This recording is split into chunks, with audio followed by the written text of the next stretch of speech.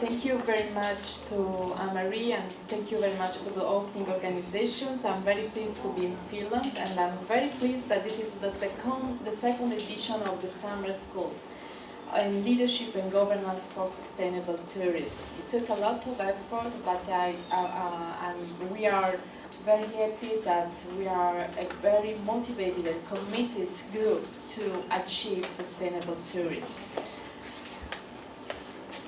I will have only between 5 and 7 minutes, so I will go fast. But I want to focus on the main concepts, and I really would like to pass to you the key messages behind the summer school, and also take this presentation as an opportunity to think about how we can be connected after the summer school, and how each of you can contribute to the third edition of the summer school, because by today we are going to launch the call for selecting the next destination for the summer school.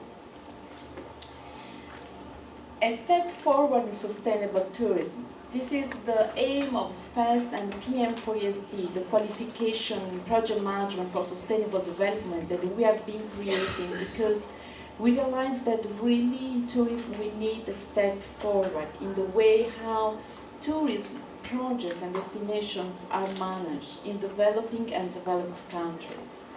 We really need to deliver transformative projects, and in many cases this doesn't happen. So it's not enough to have funding opportunities, but we need to generate very successful projects and deliver very successful projects for locals and for destinations. And it's very important to be here, because the summer school bridges together practitioners, donors, implementers, and there is no barrier.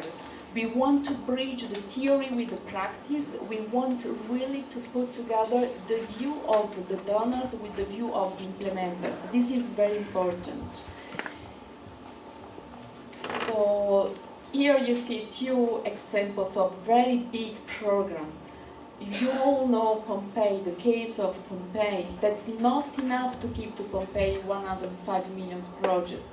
Croatia just joined the European Union, and they have received more than 100 million euros. If we really want to make tourism the key industry of local economies, and if we want really to promote worldwide tourism is the third sector, we create new job opportunities and we empower people, and we do this, and we can do even more actually. If we change the way how we manage, it's not only about giving the funding. We don't solve the problems in Pompeii just giving the funding. So the three key words, the three key factors we address with FAST on leadership, governance, and management. So creating job opportunities is not only about the hotel chains, tour operators, but there are professionals as project managers, as leaders. We need leaders in tourism, and we are here really to improve leadership in tourism. And we want to be very concrete actually, so we focus on three main products. We have the PM4ESD qualification. Actually, FAST owns the copyright of the PM4ESD certification. We run the summer school and we have a membership system. PM4ESD, this is the key product. The two key words are project management from one side, sustainable development from the other side. It's a certified project management methodology, and it's based on a very well-known project management methodology, which is Prince2. And it has been developed to design and implement tourism projects and initiatives with sustainability, because we need to create long-term benefits for destinations and local communities. It's not only about, we can apply PM4ESD not only to projects. In PM4ESD, we approach even the destinations or even attractions and any initiatives in tourism like a project, because we need to manage, we need to include management skills, whatever we are doing. If we are managing an archaeological site, if we are, for example, we did the training also in Jordan for the Jerash archaeological site, because there was a program regarding the management plan. So the management component actually is very critical for a successful, for managing with success any tourism destination. We have two types of qualification, the foundation and the practitioner, and after the training course, after the foundation course, there is an exam, and after the practitioner course that its delegates can access to the practitioner only if they pass the foundation level. There is another exam, and if the practitioner passes the exam with a very good score, is entitled also to become a trainer. Behind PM4SD there are supporters, but there are also many roles. Actually, we have FAST, which owns the PM4SD methodology, and it means that we are in charge of maintaining the methodology. And so we have also set up within FAST a group of experts which are in charge of maintaining the methodology, because it's very important that we produce case studies and we hear feedback from people applying and so on. And also PM4SD aims to be part of other programs, because we want to combine PM4SD with other capacity building programs. We are involved, for example, with the George Washington University for delivering PM4SD through their e-learning platform, and we are thinking about organizing a one-day workshop for the 80s, for people involved in applying the 80s with. So there are several, can be part of several other training and training opportunities in relation to sustainable tourism. APM group is the certification body, so the examination body is external. And then we have ATO, which means Accredited Training Organization. So as a GELEG, we have been the first. I'm acting as first, but I'm also the director of GELEG. So we are the first one to. We have been the first one to be accredited as Accredited Training Organization, but we have given the license to APMG Group can give the license to any training organizations interested in delivering this training, because the scope is to disseminate as much as possible the certification. If we want to create impact, we need numbers, and that's very important. So here, until now, we are 3 accredited training organizations. One is in Rome, and one is in London, and one which is represented by me, London and Brussels. So here are the three training organizations accredited. There are others interested. Until now, we have more than 100 certified professionals. A small group is here. And as you can see, we have delivered 7 different, 9 actually foundation training courses in 7 different countries, but with people coming from more than 15 countries. The summer school. The summer school is really the event. It aims to be the annual event where we meet donors, we put together donors, implementers, practitioners. And there is also an output, which is this year will take the name of the Seinäjoki Declaration. Last year, with the first summer school was held in Naples, and we had the Naples Declaration. So I will show you in a moment. We will talk about the Seinäjoki Declaration. So today we open the call to select the next destination where we are going to deliver the 2015 summer school. So today, actually, all your speech will part of your speech will be included in the declaration. of Seinäjoki. The main goal of the declaration is to be the basis for tourism donors and implementers to make concrete changes.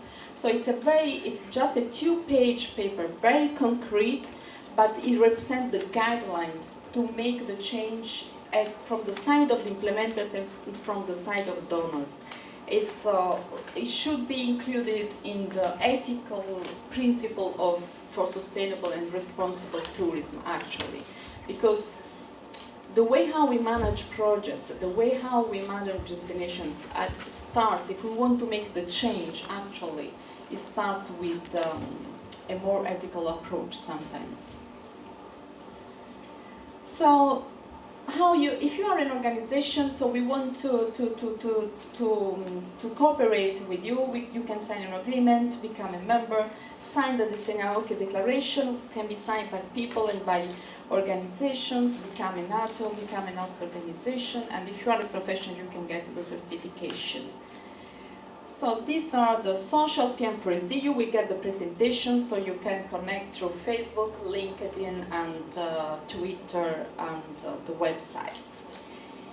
I gave to you the general overview of the main products of the summer school of FEST and PM4ESD. I'm very pleased to have here the World Tourism Organization with Dr. Varma, with the Chief of the European Commission. The European Travel Commission is here, and we have also Kelly from Planetara from Canada. She arrives from Canada, and I'm very pleased to be here in Finland at Seinäjoki, and I need to give my congratulations. This is a very good example on the way how things should be organized, because when the Seinäjoki University was selected, one of the key criteria was the way how they approached the call, actually, because they worked together in synergy with the council, with the regional department, so that's very important. That's not only an event organized by the university, it's an event organized by the destination. So how I'm a representation of the university has managed the organization of the summer school has been really in line with the way how we want to manage this type of initiative. So I'm very pleased to be here again. Thank you very much, and I want to give to someone a representation of the Varmola. Okay. Okay, this is the certificate that we give to you. That's the certificate of excellence for hosting the second summer school. Okay, thank you very much. Ladies and gentlemen, once more welcome to Seinäjoki. It's a pleasure to see all you from different places in Europe here in Seinäjoki. My name is Tapio Varmola. I'm the president of the Seinäjoki University of Applied Sciences. We are a university with a size of 4,600 full-time students. They all are now somewhere else, either having their holiday or doing their training period, or working like the Finnish students are doing in the summertime. And also our academic staff is doing either the research or having holiday. Summertime is, for so many reasons, very important season for these people. We are in this campus, which has been here in the center of Seinäjoki 10 years. This is the place where we are now, and this all started the building of the new campus 10 years ago. So there are two sides of the campus, the new one and the old one. This was a hospital, the place for hospital at the end of 80s. This is a place for mixing studying, doing the research, and for the company. So there's a lot of students, professors, teachers, and entrepreneurs. So we have about 70 companies, especially in this area. Maybe the next slide, there's a little more. This was a risky business when we started with the city of Seinäjoki. It is the building, the campus here, and it has succeeded very well. And this is, and we think that it's when it's in the middle of the city and in a very beautiful place. It's a nice place to work for students, for professors, and for the business people. The Universities of Applied Sciences are pretty new in Finland. We have another type of universities, the classical universities, which have been the first one, the University of Helsinki, started 400 years ago. But after the Second World War, the classical universities and then the new universities for applied sciences have broadened the university possibilities all around Finland. Finland is a big country if you think about the size of the country. It's a long country, and that's why it's important that we have possibilities for students and for researchers all around Finland. Well, this is international activities. This is at the moment what everyday life in universities in Europe. But now when I read this slide, I remember when I was a student 40 years ago in the University of Jyväskylä. At that time it was not possible for the students in bachelor level or master level in Finland to go abroad, or it was very, very rare. This changed 20 years ago when Finland became a member of the European Union, and European Union had many activities for mobility, student exchange and teachers exchange. Now almost everyone who wants to go abroad to study or have training period in Europe or elsewhere has the possibility. And it's very important for the Finnish society, and I think for the European society overall. At that time, I remember that in the 70s or in the beginning of 80s, some of our friends went to Interrail. I don't know if this word means nothing for the people from abroad, but it was a way to look at Europe. But at this moment, the mobility programs are possible, and it's a kind of tourism also. Also, the conferences like this is a small conference, but a bigger conference. It's a kind of, and it's a way. It was one very important kind of tourism. At the end, for this region, there are certain topics which are very important in research and innovation world, and I found out that in our new, one of the most important things are things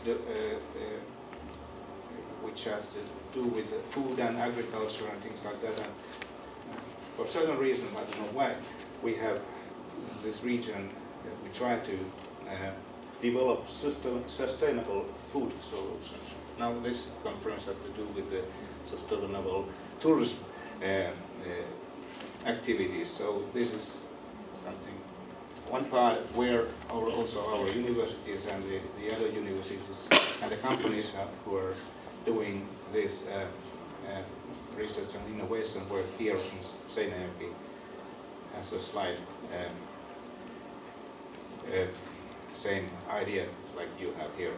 So once more, welcome to Seinäjoki, and I hope you enjoy also today's program. I heard that yesterday the program and also the evening was very lucky. Thank you very much.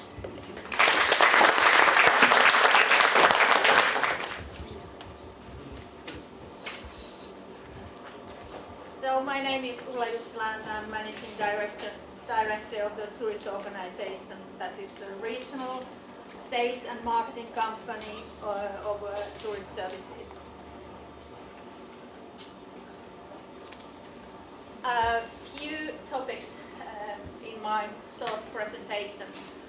Management of tourism in Finland in general, then some of the opportunities and challenges of tourism development in our area, and then the role of sustainable tourism and project management that could be played in our area. So, very short and simplified presentation of tourism in Finland. The highest authority is Ministry of Employment and the Economy that defines priorities for tourism policy, general development of tourism, coordination of support measures for tourism, and also prepares legislation on tourism. And the ministry works in close cooperation with other ministries, like ministries of agriculture and forestry. For example, rural tourism is under that ministry. Ministry of Education and Culture, Transport and Communications, and Ministry of Environment.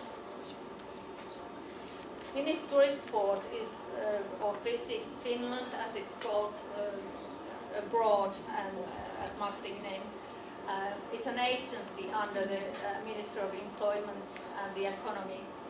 And Finnish Tourist Board promotes Finland's incoming tourism, meaning marketing Finland's image as a tourist destination and supports the development of tourism services in Finland.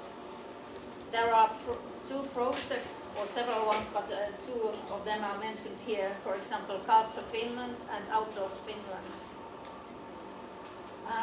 Visit Finland will be integrated by the end of this year with FinPro, that is a national trade, internationalization and investment organization in Finland. So it will be like promotion of tourism with or across business sectors abroad. Then there are regional authorities like regional councils, centers for economic development, transport and the environment, municipalities, research and education institutions, tourist organizations, etc. Lots of organizations and associations, and of course the entrepreneurs, the tourism business itself. This is the scenery from our region, and a very typical one. So tourism development in our area, one of the big opportunities is international tourism, because we are the most Finnish area in the world. And the mayor of South Ostrobothnia, Asko, will tell you in figures a little bit more of this. Our area is still unknown, also for domestic tourists, but especially abroad. So Finnish well-being, FinRelax services could be quite interesting, because we have the nature, interesting local culture, local food, and cooperation of the business sectors. For example, there are some very big companies that do the international sales. So together, marketing abroad with tourism and tourist services would be one interesting opportunity. And there is a regional tourism strategy made from 2013 and 2017 for our area. And it sort of helps to also to plan development projects, because there is a strategy what is needed. challenges, it's the cooperation, and I think that is one of the issues that we all have together as a challenge. For example, big companies and small companies, and networking between them, target definition is not always as simple.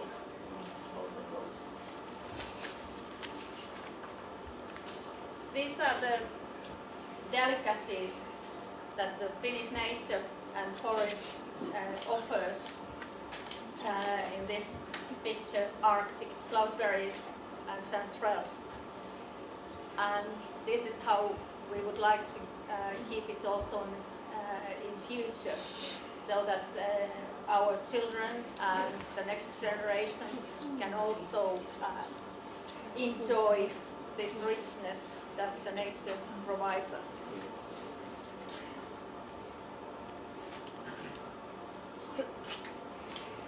Our region, South Ostrobothnia, is a region of agriculture, and the area is called like a granary or breadbasket of whole Finland because of the agricultural production we have here.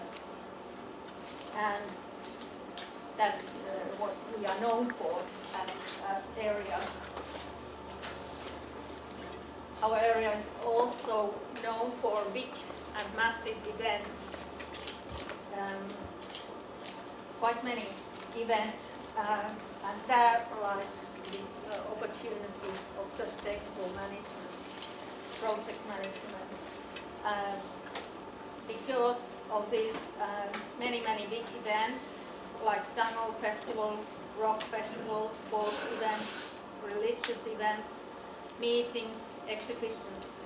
For example, Province Rock is a rock festival that was organized last weekend for the 36th time in a row. And they have started small steps in sustainable management and recycling. And they have also used, and they've been also awarded for that. They have been using slogan, recycle or die, goes nicely along with the rock festival.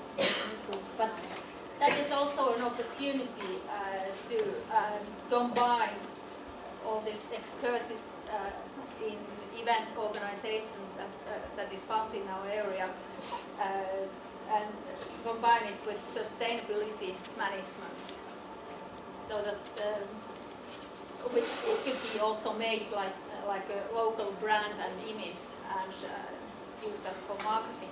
But before that, we need quite a lot of cooperation and a lot of work, education, and perhaps also attitude change. But there is one idea for sustainable tourism projects.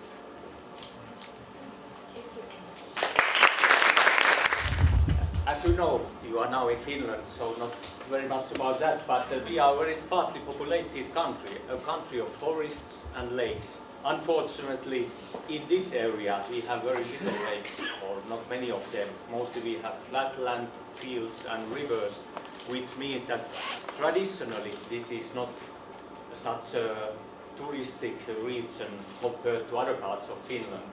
But anyway, we have plenty of space in Finland. In northern parts of Finland you can wander one day without seeing a person, so if you want to have your own peace, you can come to Finland. South Ostrobothnia is one of the 18 regions in Finland in the continent, plus we have one region which is an archipelago between Sweden and Finland in the southwest corner of Finland.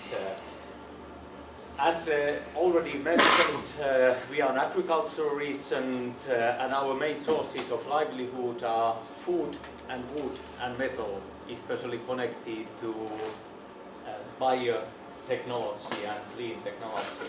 We are also called as a food province of Finland because we are, like Ulla Jussila mentioned, we are a breadbasket of Finland. We are also famous of our entrepreneurship. We have lots of entrepreneurs per capita compared to other regions, and although most of them are small and medium-sized, even micro-sized enterprises, the average is less than 4 persons per one company. But of course the importance of tourism is also increasing. Like you see from these figures, now it employs about close to 2,000 people here in our region, and average income and turnover has been increasing lately. One of the main challenges for us is how to attract more foreign tourists to our region. As you can see from these figures, the tiny green part are the foreign tourists on the column on the right, and so this is something we need to work for, and of course we have been doing lots of activities to improve the situation. This is also in comparison. I know that this is not very appealing to us as South Ostrobotnians, but this is a comparison of how many foreign guests are staying in different regions of Finland. And the red column is the average, and on far right you can see the figure of South Ostrobotnia.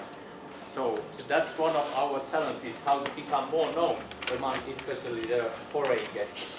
But anyway, we have been very active in developing the tourism industry. We have had a development program already almost 20 years. We are coordination activities and strategies, and like Ulla mentioned, we are having a newest tourist strategy for next coming years. And one of the main goals is really to have more visitors from abroad. Like I said, the main challenge is that we are not really a so-called traditional tourist region, especially for the visitors who are looking for lakes and forests. We have mostly fields and rivers, but still we have our unique features here as well, and we believe that they can be attractive to tourists as well. Plans for the future: we want to have more visitors from abroad, especially all the year round. Mainly from the main target countries are neighboring countries, Russia and Sweden. Especially in the eastern part of Finland, there have been more and more tourists from Russia during the last years. Now there is a little decrease because of the devaluation of the Russian ruble. And we want to have more professionality in business operation and more or better products to attract tourists, and of course better networking and cooperation between different organizations. But we have to be doing a good progress, and I think we will manage also to be better in the future. I'm not reading through the values, but of course sustainability is one of the values that is very important when developing our tourism industry. And we are focusing of course the big events in our area, the nature, but of course culture and local food, like everywhere. That's one unique feature. That's something you can always be different than the other regions when you tell something about your culture and something about your local food. And finally, for example, some of the attractions, this is the picture of Aalto Center. World famous architect Alvar Aalto has been designing the whole city hall, the church, the theatre, and especially if you have time, you have to visit the new library in Seinäjoki. It is really unique place to visit, so please keep that in mind if you have more time. Of course, culture is very important for us. We have many cultural events, and inside Finland we are known of our rich culture, lots of hobby activities, choirs and actors and so forth. And we also in Finland we are known for a special dialect. Everyone can recognize a South Ostrobotnian wherever he or she or meets one. And then we have, like already mentioned, big events. This is from the so-called Tango Festival, which you really had last night. I hope that you had some practice for that, and that's good because you only need to stay 1 week longer and then you can participate in the festival. It will take place after about 1.5 weeks from now. So, warmly welcome to South Ostrobotnia. I hope you will be enjoying your time here and have a lot of good memories to bring back with you. Yeah, this is a picture of me. I had to take it because just 1 week ago I got a height perch of 1.7 kilograms, which I'm very, but then after 1 day my friend sent a message and he said he got 1/3 kilograms. So we still have a competition going on. But anyway, so please have a good seminar here. You are very welcome to South Ostrobotnia, and hopefully you have a chance to visit here again. Thank you.